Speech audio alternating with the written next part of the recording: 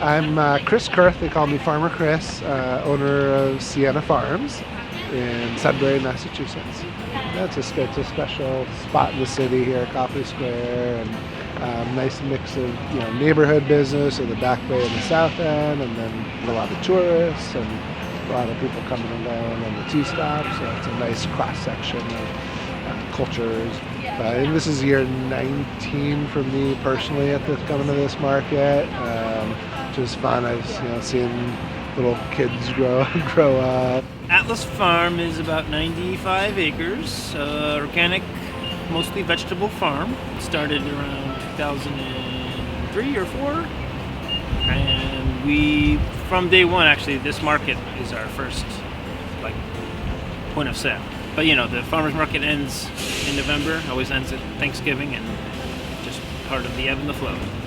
A lot of us try to find winter markets to move into now, and there aren't a lot of options for winter markets. So it does hurt in the sense that you had a steady income from May until the end of November, and then all of a sudden quits. We've also realized that we can keep pretty busy in the winter, in large part by growing a lot of storage crops for the winter. So in the last few weeks we've been pulling in all sorts of root crops that you see here at the stand, the carrots, the turnips, the winter radishes, and sometimes we open the Copley Farmers Market in the following May with some crops that we harvested in November.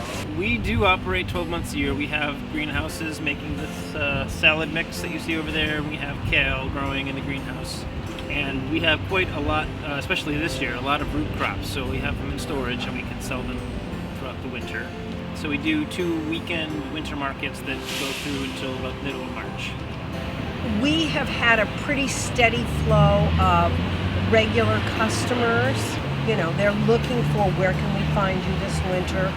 We are trying a delivery service this winter to see if we can stay in touch with some of our regular customers. It's another process for cash flow into the business.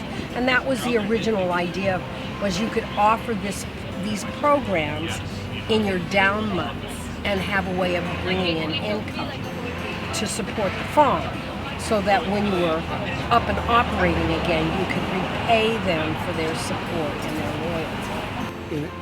In some basic ways, it's a challenge because our basic production system on the farm depends on the sunshine and the heat of the summer to grow stuff outside.